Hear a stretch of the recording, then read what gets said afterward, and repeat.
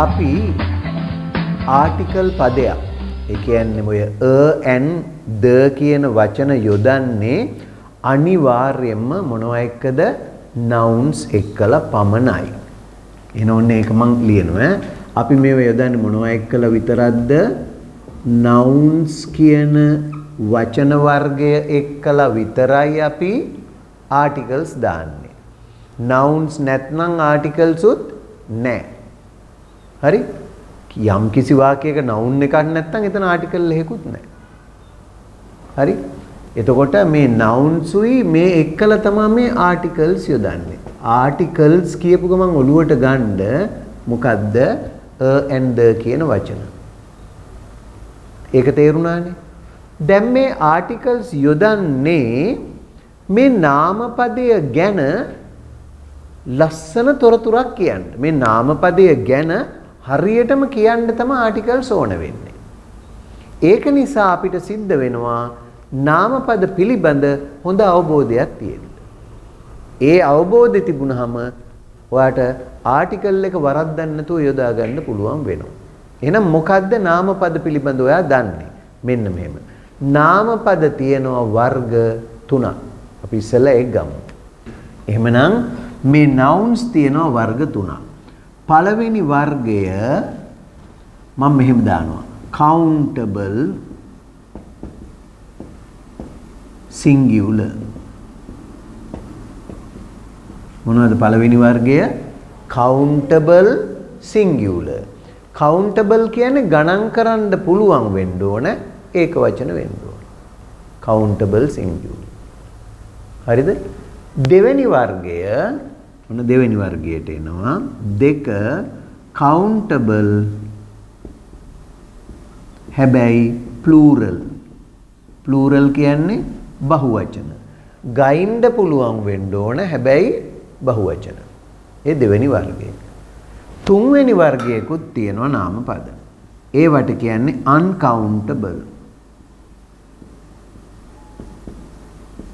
they are uncountable. ගණන් කරන්න බැරි ඒවා.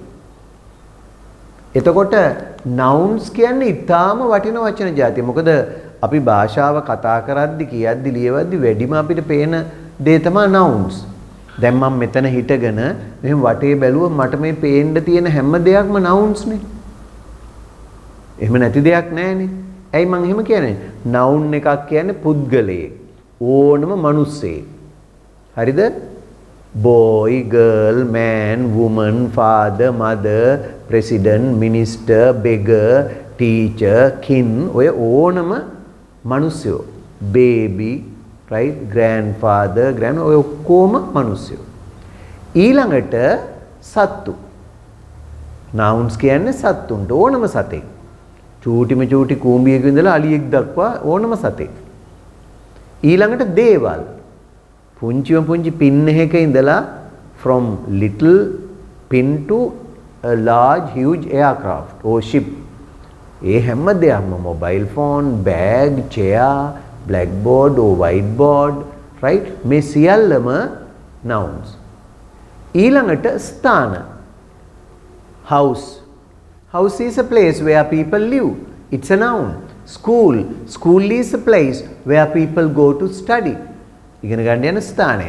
right? hospital is a place where patients go to get medical treatments. ඉතින් ඒ වගේ ස්ථාන තියෙනවා. පුද්ගලයෙක්, සතෙක්, දෙයක් හෝ ස්ථානය. එහෙම නැත්නම් action එකක් වෙන්නත් පුළුවන්. යම් කිසි කරන දෙයක්. දැන් අපි ගත්තොත් smoking, දුම්බීම. ඒක noun එකක් ඒකත් වෙන්නේ. හරි? එතකොට මෙන්න මේ nouns ගොඩවල් තුනකට බෙදිය හැකි අපිට. එකක් තමයි countable singular, දෙක countable plural, තුන uncountable. අපි උදාහරණයක් දාලා බලමු. මෙන්න එකක්. count singular එකට අපි ගන්නවා dog, සතෙක්. එහෙම නැත්නම් අපි ගමු boy, පිරිමි ළමයා. හරි? පුද්ගලයෙක්, සතෙක්, dog. දෙයක්, apple. right? මේවා ගණන් කරන්න පුළුවන්ද? පුළුවන්. හැබැයි මෙතන තියෙන්නේ එකයි. ඒකයි countable singular. දැන් අපි ගන්නවා count plural කියන ඒවා. මෙන්න බලන්න. boys, dogs, apples. Can we count boys? Yes, we can count 1 boy, 2 boys, 3 boys. ගයින්ද පුළුවන්. Dogs can we count? Yes, we can count dogs. Apples can we count? Yes. I want to buy 3 apples. ඔය ඒ වගේ. ඊළඟට uncountable nouns කියන්නේ මොනවද? Can you give me some examples for water? Can we count water? We can't count water. ඒක uncountable. තව මොනවද? Milk. We can't count milk. We can't count sugar. We can't count sand. මේවා uncountable. එතකොට ඔන්න ඔහම නාමපද වර්ග තුනක් තියෙනවා කියන එක ඉස්සෙල්ලාම හිතට ගන්න. හරි? ඊළඟට මේ නාමපද වර්ග තුන ඔහොම තිබුණට මේවා වාක්‍යවල යොදන්න එපායි. අපිට ප්‍රශ්න පැන නගින්නේ මේවා වාක්‍යවල යොදද්දි. Right? The problems arise when we are going to use them in sentences. වාක්‍යවල යොදද්දිනේ ප්‍රශ්නේ එන්නේ. එහෙනම් මේ වචන තුන වාක්‍යවල යෙදෙන ක්‍රම කීපයක් තියෙනවා. අන්නේ ක්‍රම ටික මොනවද කියලා බැලුවම ඒ ක්‍රමයට මේ ආටිකල්ස් යොදන විදිහක් තියෙනවා. ආටිකල්ස් විතරක් නෙමෙයි වෙන තව වචන වර්ගයකුත් යෙදෙනවා ආටිකල් වෙනුවට. අපි කියනවා ඩිටර්මිනර්ස් කියලා. හරි නිර්ණක පද කියලා. එතකොට මේ දෙක එකට යන්නේ. දැන් ඔන්න බලන්න මම කියලා දෙන්න. count singular nouns තියෙනවනේ. මේ පළවෙනි වර්ගය. ඕක යෙදෙන්නේ හරිද? එක්ක specifically එක්ක non specific. එහෙම දෙකක විතරයි යෙදෙන්නේ. සෙන්සස් දෙකක විතරයි යෙදෙන්නේ. දැන් මේක එකපාරට එහෙම කිව්වට තේරෙන්නේ නැහැ ඔයාලට. උදාහරණ ගත්තම තේරෙයි. මේ වචනයක් මේ නාමපදයක් වාක්‍යයක යෙදෙන අවස්ථා තියෙනවා 3ක්. එකක් non specific, දෙක specific, 3 generic කියන sense එක. මේක හරිය වැදගත්. දැන් නිකන් මේ වචන තුන අහද්දි නම් ඔයාලට තේන අයියෝ මොකද්ද මේ කියලා හිතෙයි. ඇයි ඒක දන්නේ නැති නිසා. දැන් මේක දැනගත්තම ඔයා ඉංග්‍රීසි පොතපත කියවද්දි ඔයාගේ හිතට එන අදහසක් හරියට ඉංග්‍රීසියෙන් කියවන්න යද්දී මෙය ඊටාම වැදගත් වෙනවා. මෙන්න මේ සෙන්සස් තුන දැනගෙන. මොකද වාක්‍යයක අපිට ලකුණු හම්බ වෙන විභාගයකදී නම් කෙනෙක් එක්කලා කතා කරද්දී ඒ මිනිහයාට තේරෙන්න නම් ඒකේ සෙන්ස් එකක් තියෙන්න ඕනේ. නේද? ඒ වාක්‍යයේ සෙන්ස් එක කියන්නේ ඒකේ අර්ථය නිකන් තේරුමක් තියෙන්න එපා. තේරුමක් නැත්තම් වැඩක් නැහැ අපි කියන එක. එහෙමනම් මේ අර්ථ තුනෙන් මේවා යෙදෙනවා. දැන් එකක් තමයි මම ඒ යෙදෙන අවස්ථා තුන ගන්න. එකක් non specific.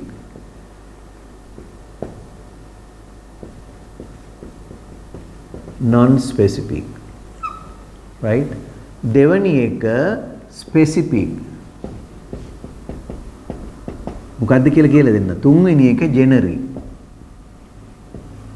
ඔන්න ඔහම කොටස් තුනකට තමයි මේ වචන වාක්‍යවල යොදද්දි කතා කරද්දි හෝ වේවා ලියද්දි හෝ වේවා අපිට වෙන කෙනෙක් කියන එකක් අහගෙන ඉන්නද්දි හෝ පොතක් පතක් කියවද්දි හෝ අය කුසලතා හතරෙදිම මේක යෙදෙන්න ඔන්න ඔය ක්‍රම තුනට. දැන් මම මෙතන ඉඩ ගන්න ඕන හින්දා මේ ටික මෙහාට මූව් කරනවා. හරි? ඔන්න අපි හිතමු දැන් අපේ වචන මොකද්ද? boy, dog, apple. හරිද? මෙතන අපි මොකද්ද? boys, dogs, apples. මෙතන water, milk. හරි. දැන් අපි මේ ටික අයින් කරනවා. දැන් මේවා මතකනේ මේවා මොනවද? countable singular. මේක countable plural. මේවා uncountable. I shall clean this part now. දැන් ඔන්න ඒ කොටස මම අයින් කරනවා. හරි. දැන් non specific කියලා කියන්නේ. හරිද? non specific කියලා කියන්නේ පුතා අපි ස්ථිර වශයෙන්ම හරියටම දන්නේ නැති නිකන් මේක සුවිශේෂී විදිහට අපිට කියන්න බෑ.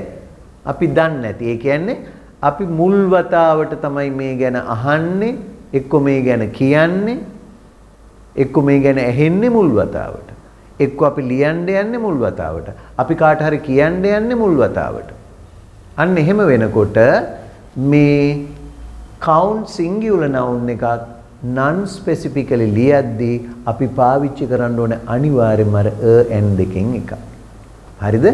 මේ බලන්න මම එහෙම ලියනවා දැන්. මේ a boy පිරිමි ළමයෙක්, a dog බල්ලෙක්, an apple ගෙඩියක්. එතකොට මේ whenever we are talking about someone, an animal or something for the first time in a conversation, අපි සාකච්ඡාවක පළවෙනි වතාවට නම් මේවා යොදන්නේ non specifically යොදන්නේ. එතකොට ඒක non specific කරන්න a හෝ an දාන්න ඕනේ. On my way to the class, මම පන්තියට එද්දී I met a boy. මට පිරිමි ළමයෙක් මුණ ගැහුණා. Right? He came with a dog. ඔහු ආවේ බල්ලෙක් එක්කලා. Right? He had an apple in his hand. ඔහුගේ අතේ ඇපල් ගෙඩියකුත් තිබුණා. දැන් මේ ඔයාලට මේ බල්ලා ගැන, මේ කොල්ලා ගැන, මේ ඇපල් ගෙඩිය ගැන පළවෙනි වතාවට මම මේ කියන්නේ. එතකොට මම ඒක non specific කියන්නේ නිසා මේ a and පාවිච්චි කළා. On my way to the class, මම පන්තියට එන අතරමඟදී I met a boy. සිංහලේ වුණා කියන්නේ මට පිරිමි ළමයෙක් මුණ ගැහුණා. ඔයාලා දන්නේ නැහැ නේ පිරිමි ළමයා. He came with a dog. ඔහු ආවේ බල්ලෙකුත් එක්කලා. ඒ බල්ලා ගැනත් ඔයාලා දන්නේ නැහැ, මම දන්නෙත් නැහැ. I saw that, මම දැක්කා මොකද්ද? He had an apple in his hand. ඔහුගේ අතේ ඇපල් ගෙඩියකුත් තියෙනවා දැක්කා. එහෙනම් ඔන්න ස්පෙસિෆික් නෙමේ non specific ඔය අවස්ථාව. දැන් අපි මේ ගැන දෙවනියට කතා කරද්දී මේ පිරිමි ළමයා ගැන, මේ බල්ලා ගැන, මේ ඇපල් ගෙඩිය ගැන ආයෙ කතා කරද්දී මේක අපිට පුළුවන් ස්පෙસિෆයි කරන්න, ස්පෙસિෆිකලි ලියන්න. right? මෙන්න බලන්න. The boy, දැන් මේ the boy කිය මේ කියපු පිරිමි ළමයා. right? On my way to the class, I met a boy.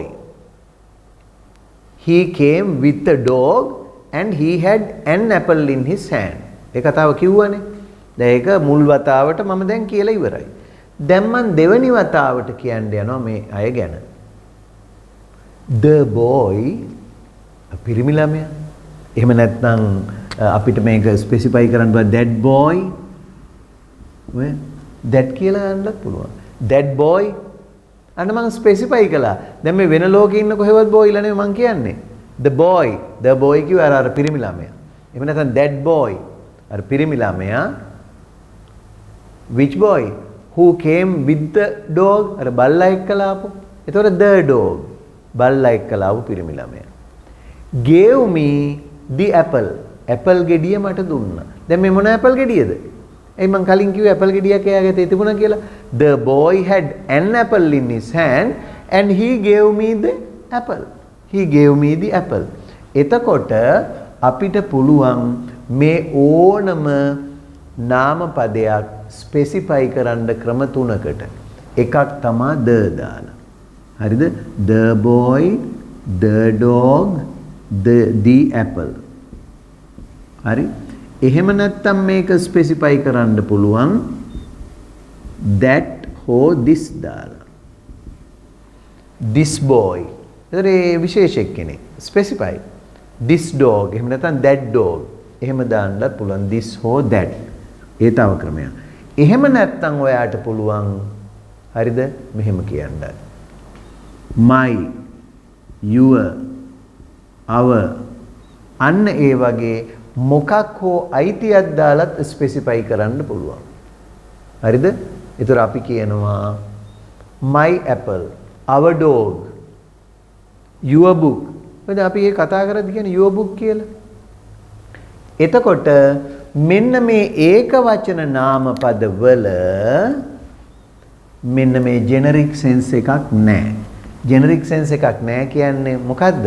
කවදාවත් මෙන්න මේ වචන තනියම යොදන්න බෑ. මොනම හේතුවක් නිසාවත් countable singular nouns තනියම යොදන්න බෑ වාක්‍යයක.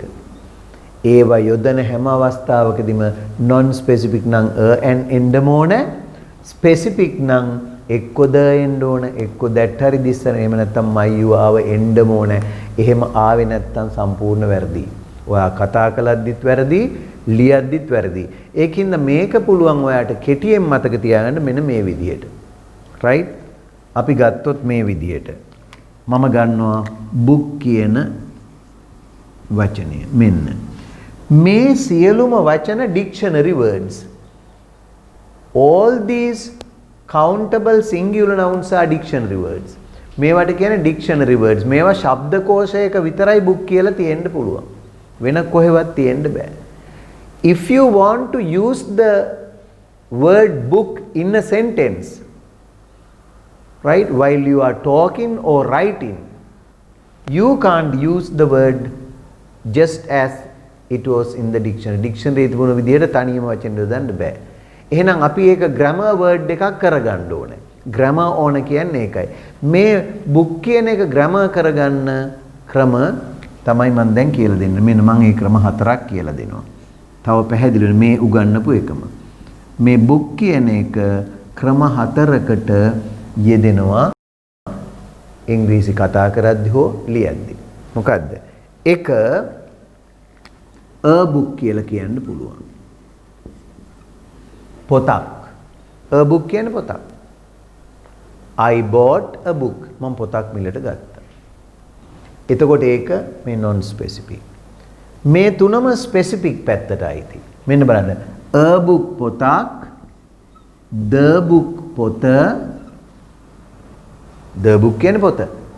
හැබැයි ඔයා කියන්න එපා ඊට පස්සේ පොතට book කියන්නේ නැහැ. දැන් ඒක කිව්වහම නිකන් වීලුවක් වගේ හිතෙයි. පොතට මොකද්ද කියන්නේ? the book.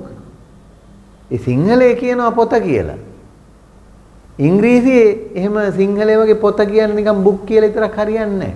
පොත නම් the book. පොතක් නම් a book. එහෙම පුරුදු වුණාම කවදාවත් වරදින්නේ නැහැ. ඒ ඉංග්‍රීසියේ සිංහලයේ වගේ පොතට book කියලා කිව්වට හරියන්නේ නැහැ. පොත නම් the book. පොතක් නම් a book. ඊළඟට මගේ පොත, ඔයාගේ පොත, අපේ පොත, එහෙම ඕනම කෙනෙකුගේ පොත කියලා දාන්නත් පුළුවන්. මෙහෙම my, your, our, his, her, their, එහෙම නැත්නම් ඕනම කෙනෙකුගේ නමක් දාන්න පුළුවන්. Mahindas. එතකොට මොකද්ද වෙන්නේ? my book මගේ පොත. හරිද? your book ඔයාගේ පොත. දැන් ස්පෙસિෆයි වෙලා. ඇයි ඒක විශේෂ කෙනෙකුගේ එකක්. our book අපේ පොත. his book ඔහුගේ පොත. her book ඇගේ පොත. their book ඔවුන්ගේ පොත. Mahindas book මහින්දගේ පොත. Ranil's book රනිල්ගේ පොත. ඕන කෙනෙකුගේ පොතක් එහෙම දාන්න පුළුවන්. එතකොට ඔන්න දැන් ක්‍රම 3ක් දුන්නා. තව එකක් තියෙනවා. එකයි තියෙන්නේ තව. ඒකත් මේ තුනම ස්පෙસિෆිකලි යෙදෙන්නේ. එහෙනම් මොකක්ද තුන්වෙනි එක? this book එහෙම නැත්නම් that book. this book කියන්නේ මේ පොත, that book කියන්නේ ඔය පොත, එහෙම නැත්නම් අර පොත, එහෙම නැත්නම් ඒ පොත.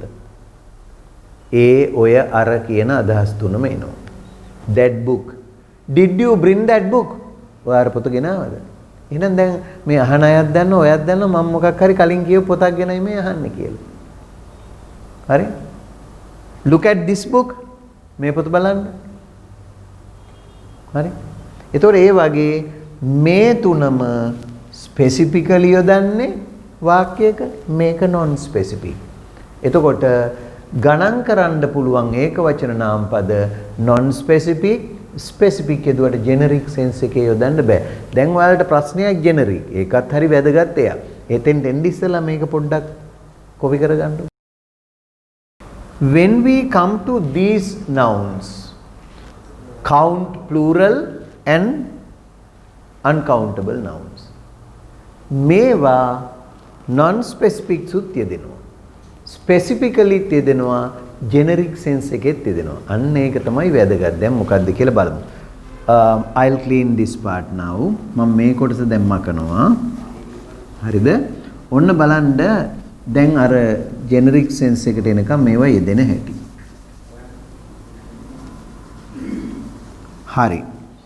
දැන් අපි දන්නේ නැති මුල් වතාවට සඳහන් කරන පිරිමි ළමයෙක් බල්ලෙක් ඇපල් ගෙඩියක් පෑනක් පොතක් කියද්දි හෝ එන් දැම්මනේ. හරි? හැබැයි බහුවචන එනකොට මම කියන්නේ නැහැ කියලා දාන්න බෑනේ බහුවචන වලට. මම පන්තියට එනකොට පිරිමි ළමයෙක් මුණ ගැහුණා කියලානේ කලින් කිව්වේ. On my way to the class I met a boy. දැන් මට එක්කෙනෙක් නෙමෙයි කීප දෙනෙක් හම්බ වුණා. boys.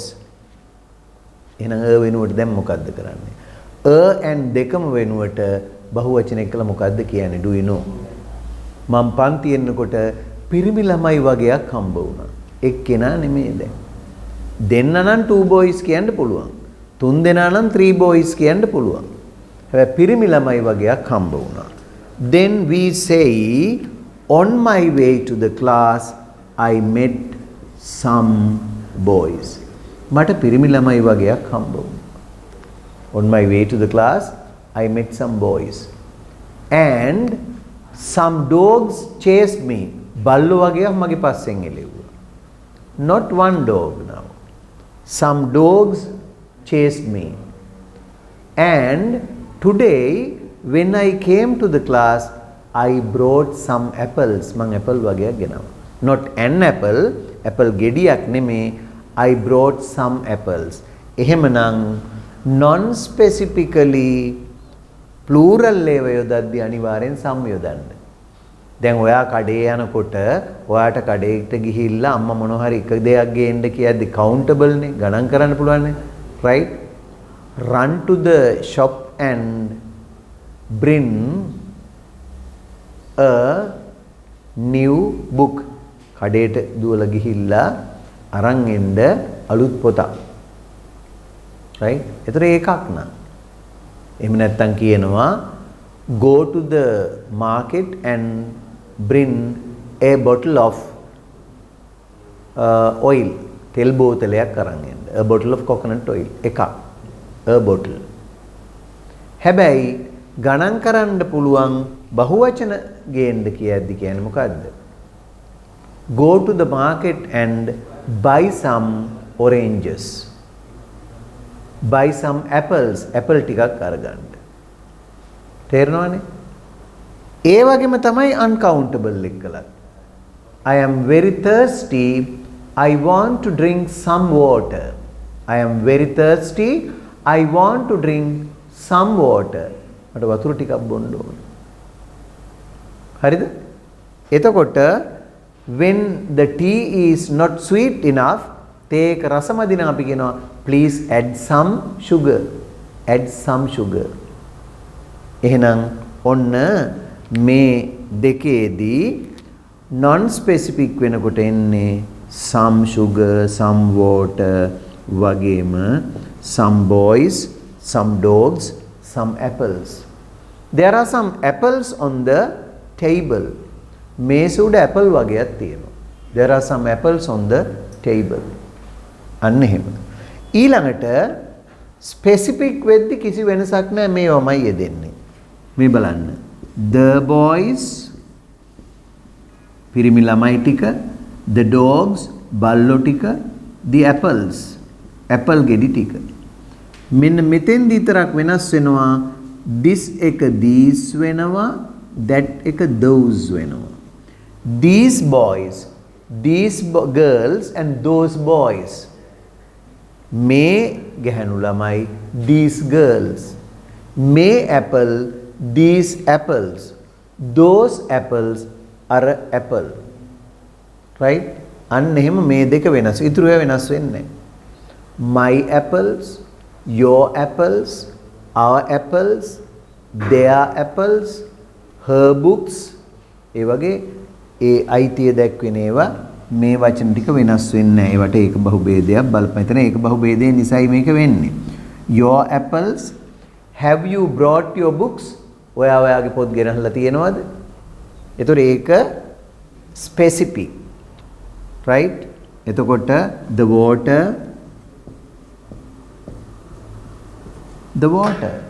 this water is too hot. මේ වතුර හරි රස්නේ. ඒ වගේ මේ countable plural සහ uncountable එක්කලා non specifically යෙදෙනවා, specifically යෙදෙනවා. දැන් එනවා generic sense එකට.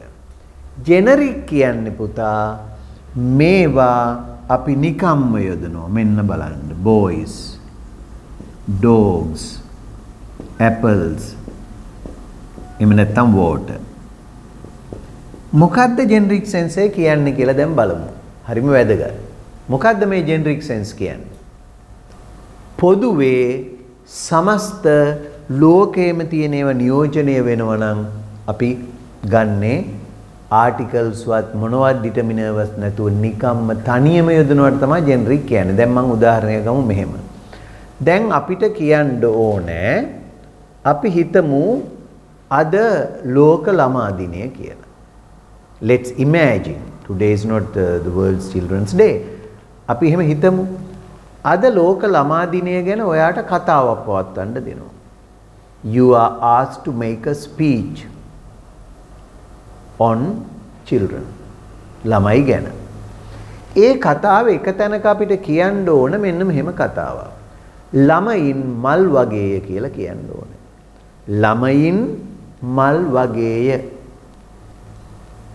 දැන් ඔය කතාව තියෙනවා දිගට දැන් කතාව කරන්න වෙලාවක් නැහැනේ. පොඩි කෑල්ලක් විතරක් කරමු. ළමයින් මල් වගේය. කොහොමද ළමයින් මල් වගේය කියලා කියන්නේ? කියන්න බැරි නම් ටක් ගාලා ඔය පොතේ යටින් ළමයින් මල් වගේය කියන එක ඉංග්‍රීසියෙන් ලියලා මට පෙන්නන්න ඉක්මනට.